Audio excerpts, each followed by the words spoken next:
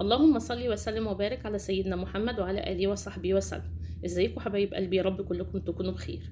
النهارده انا جايه لكم بفيديو جديد، فيديو هيعجبكم ان شاء الله، وهو طريقه الجبنه القريش. انا بحب الجبنه القريش جدا، فضلت ورا الطريقه ديت لغايه لما اتعلمتها، وبفضل الله بقيت اعملها وبتطلع الجبنه القريش كل اللي ياكل منها يحلف بطعامتها وبجمالها. هتبدأي اتعلمي في 2 كيلو لبن علشان تقدري تتحكمي فيها وتقدري تعملي حاجة كويسة معاكي. انا النهارده جايبه 6 كيلو لبن، بسم الله ما شاء الله، وهبدا ان انا ارقدهم او اخليهم يروبوا في البلاستيكه زي ما انتم شايفين كده.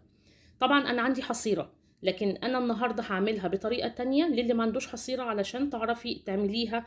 وطبعا الحصيره بتاعت الجبنه مش هتقف قدامنا ان احنا ما نعرفش نعمل الجبنه. هتشوفي معايا الفيديو وتابعي الفيديو معايا للاخر، هتتعلمي حاجات حلوه قوي، وازاي كمان هخرج الزبده الفلاحي من الكريمه اللي بتطلع فوق وش اللبن بعد ما بيروب. كل دوت هتشوفيه معايا النهارده ان شاء الله في الفيديو. ان شاء الله الفيديو يعجبكم، ان شاء الله تملي بيتك خير زي ما انتم شايفين اللي انا هعمله النهارده. طريقه اللبن علشان يروب انا بستنى عليه 48 ساعه علشان احنا في الشتاء. طبعا اللبن بتاع الشتاء معروف ان هو دسم جدا، خاصه اللبن بتاع طوبه وامشير، فبسيبه 48 ساعة يروب. طب انت مستعجلة عليه، ولعي الفرن بتاعك، سيبيه يسخن، وحطي اللبن في فخار، بلاش في بلاستيكة، وبعد كده اطفي الفرن ودخلي الفخارة للفرن وسيبيها لغايه لما الفرن يبرد، وكده هيبقى اسرع معاكي. بس انا مش بعمل الطريقه ديت لاني انا كمان ما عنديش فخاره كبيره ان هي تاخد الكميه ديت او احطها في كذا فخاره، فانا بسيبه 48 ساعه يروب، او ممكن اقل من 48 ساعه على حسب المكان اللي انت هتحطيه فيه. طبعا لازم يتحط في مكان دافي. ان شاء الله طريقة النهاردة تعجبكم والوصفة كلها تعجبكم وتعرفي تعمليها. اللبن يا جماعة لازم يكون لبن كامل الدسم، مش لبن مبستر. يعني لو اللبن مبستر او مش كامل الدسم مش هيديكي النتيجة المرضية اللي هي هتطلع النهاردة في الفيديو وهتشوفيها. فلازم تجيبي اللبن من لبان علشان تديكي النتيجة اللي احنا عايزينها. كده اللبن بتاعي راب وجمد او جبن زي ما بيتقال. بصي شكله عامل ازاي لما تيجي تهزيه، هنا في ميه بيبقى، والوش بتاعه بيبقى كده.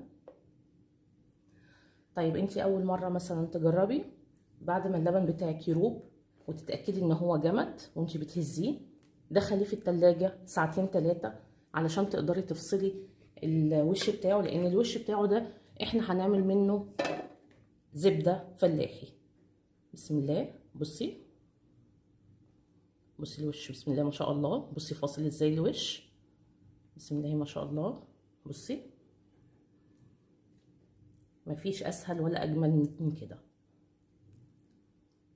ما شاء الله.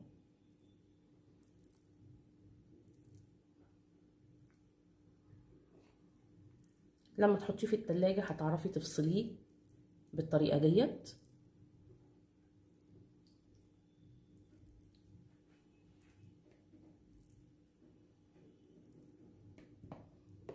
وابدأ ان انا احطه في بلاستيكة تانية كده.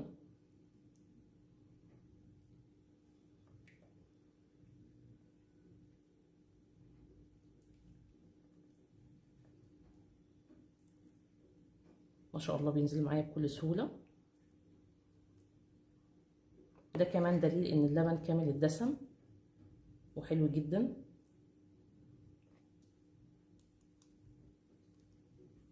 دي بقى بتبقى الكريمة اللباني، بس طبعا كريمة لباني جميلة مش متصنعة، طبيعي يعني 100%.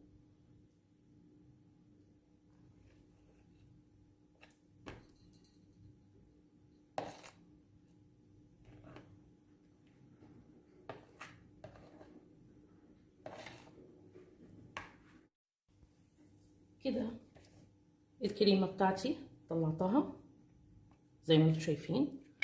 هحطها بقى في التلاجة تتماسك شوية، وبعد كده احولها لزبدة. زي ما قلت انا مش هعمل الجبنة القريش في حصيرة علشان اسهل عليكي. انا عندي الحصيرة اهي، وده شكلها تمام. انا المرة دي مش هعملها في حصيرة، هعملها بطريقة سهلة هتخليكي تعملي الجبنه القريش في البيت ومفيش منها اي مشكله. انا جبت بلاستيكه تانية وحطيت عليها المصفى، وواحده كمان المتوفر عندك تحطيه، بحيث ان البلاستيكه اللي تحت الكبيره هي دي اللي تاخد الشرش اللي هينزل من الجبنه. اي طرحه عندك، اي طرحه عندك تكوني مش بتستعمليها تروحي مجهزاها وحطها في المصفى بالطريقه ديت. بالشكل ده. ومعايا الملح، ونسمي الله ونبدأ نحط الجبنة القريش بتاعتنا زي ما قلت، بدون منفعة وبدون خل. شايفين الشكل عامل ازاي؟ ما شاء الله بتنزل عاملة ازاي. ما تنسوش لبن كامل الدسم. بسم الله ما شاء الله.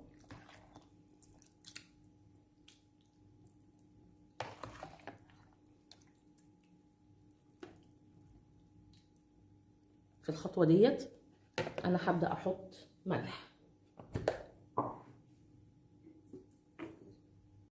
الملح انا بحط لكل 2 كيلو معلقة كبيرة ممسوحة، ما تكتروش اكتر من كده علشان الجبنة ما تطلعش معاكم حادقة. وابدأ اقلبها كويس واقلبها كده.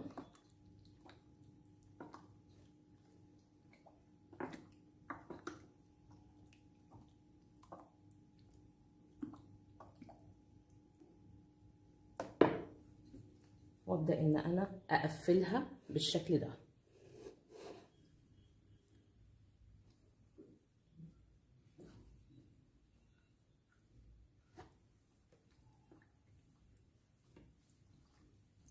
بصوا الشكل عامل ازاي. بصي لما تضغطي عليها بينزل الشرش بتاعها. انا هفضل اضغط كده شويه علشان الشاشه تاخد عندي او الطرحه تاخد عندي كل كميه اللبن اللي انا جايباها.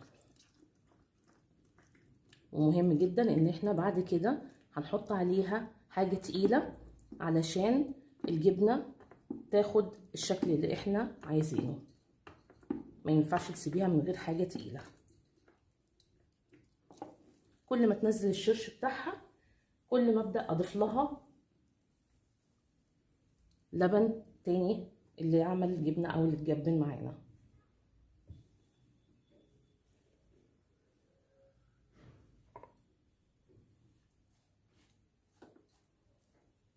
هنسيبها قد ايه؟ هنسيبها 12 ساعه كامله. مهم جدا ان احنا نسيبها 12 ساعه كامله عشان تديكي النتيجه اللي احنا عايزينها. ما تسيبيهاش اكتر من 12 ساعه، لان بعد كده هتنشف منك ومش هتكون طريه ومش هتكون حلوه.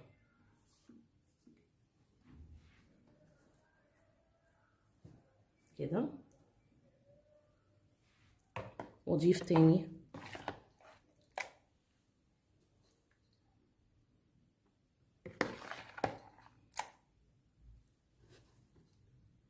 جربي في 2 كيلو وان شاء الله النتيجه تطلع معاكي جميله وتعجبك باذن الله.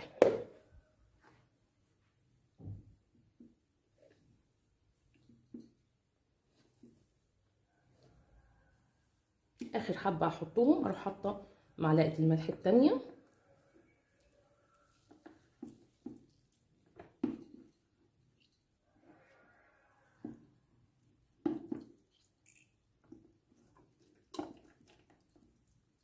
بالشكل ده كده. والله سهله وجميله جدا. اقسم لك بالله هتاكلي حاجه تحفه تحفه، طعمها حلو، هتعمليها على طول.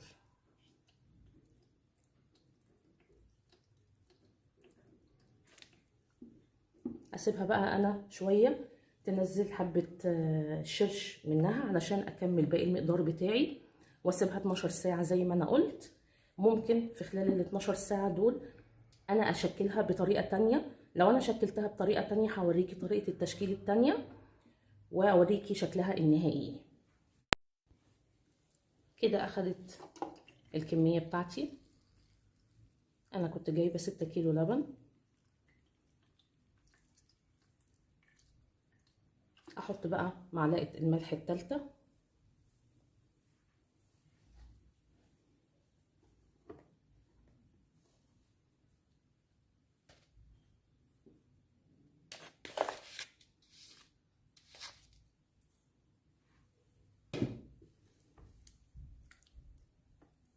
واقلبها علشان الملح يوصل لكل الكميه.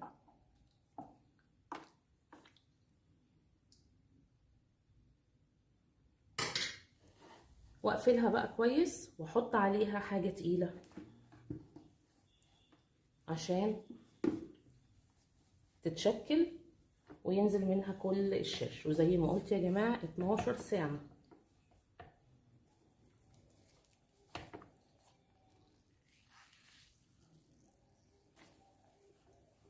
ابرمي بقى الطرحه بتاعتك كده،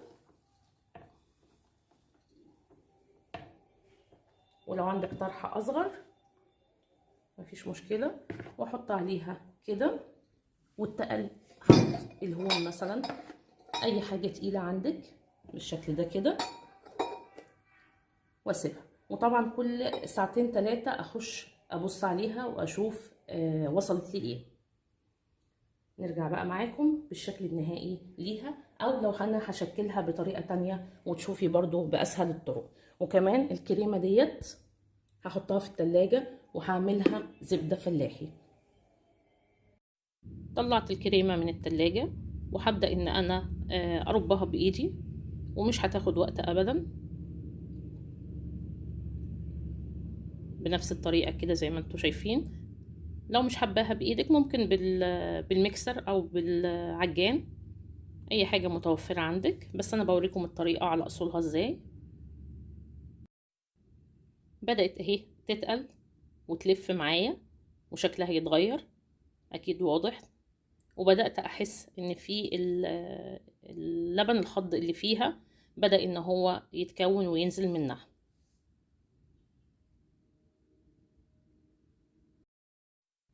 كده خلاص الكريمه لفت معايا وطلعت كل اللبن اللي فيها، وده بيبقى اسمه لبن الخض.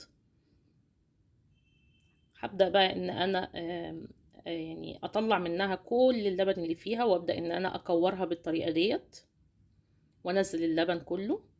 ودي بقى لما بتيجي بتسيحيها بتبقى سمنة فلاحي درجة اولى، مش مغشوشة، ما فيهاش اي حاجة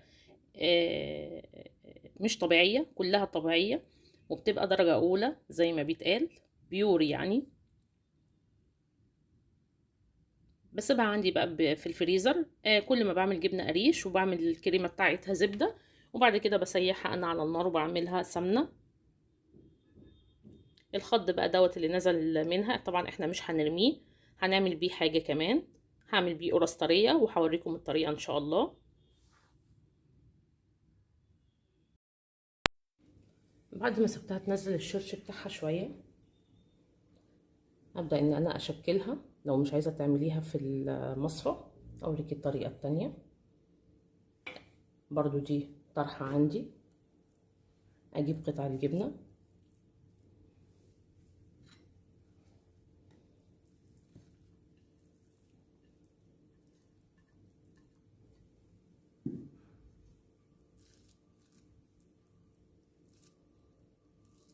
زي ما انت شايفة كده، وابدأ ان انا اعمل كده اهو، الفها اسطوانة والمها كلها مع بعضها.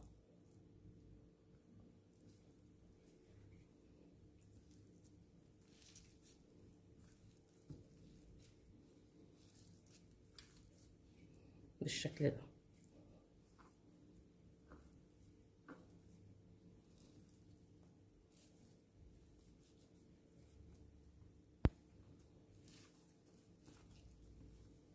واضغط كويس جدا علشان تاخد الشكل اللي انا عايزاه. كل الخطوات ديت في حالة ان انتي ما عندكيش حصيرة. شايفة بضغط ازاي؟ شايفين؟ كل ما بضغط برضو بتنزل من الشرش اللي فيها. وابدأ ان انا اربطها من الطرف ده،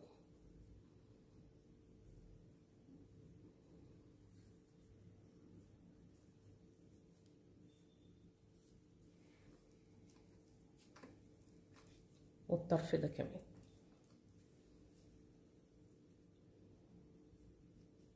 ولازم برضو ان انا احط عليها حاجة تقيلة. شايفين شكلها؟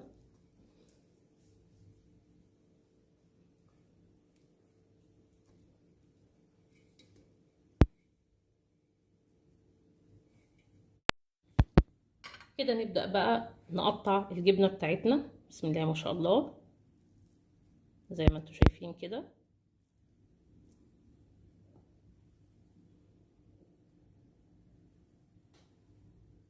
قطعيها بالحجم بقى اللي انت عايزاه.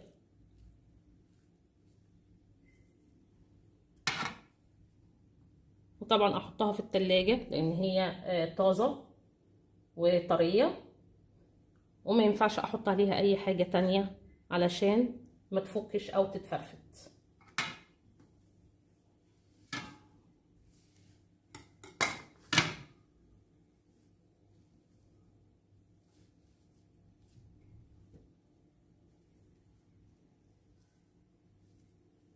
طبعا كمية اللبن اللي احنا جبناها بسم الله ما شاء الله طلعت لنا خير كتير.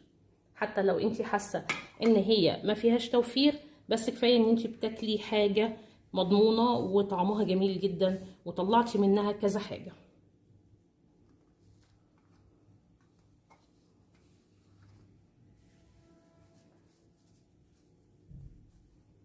بسم الله ما شاء الله.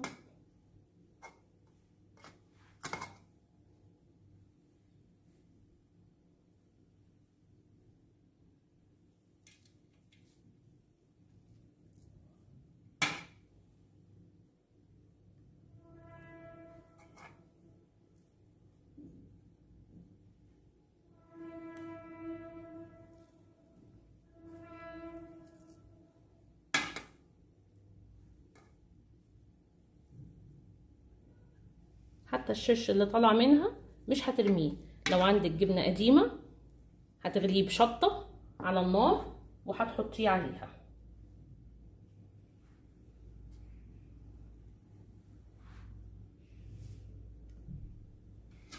وادي الزبدة اللي احنا عملناها من الوش بتاع اللبن بتاع الجبنة، وادي كمية الجبنة بتاعتي اللي طلعتها لي بسم الله ما شاء الله. وطبعا الكريمة الزبدة اللي انتوا شايفينها ديت من كذا مرة، يعني من تقريبا 3 مرات عملت جبنة قريش ما شاء الله. والشرش بتاعنا اهو زي ما انتوا شايفين مش هيترمى، هنغليه بشطة على النار ونحطه على الجبنة القديمة بتاعتنا. او لو عايزة تستخدميه في عجن اي حاجة هيطلع معاكي جميل جدا. هتعملي رقاق طري، هتعملي بيه قرص طريه، اي حاجه هتعمليها هيطلع طعمها جميل.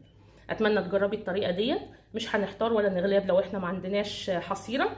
اتعملت من غير حصيره وبسم الله ما شاء الله طالعه جميله جدا، والخير عندنا كتير بسم الله ما شاء الله. اتمنى تجربي الوصفه، واي تعليق انا هرد عليكي في الكومنتات، وشكرا ليكم.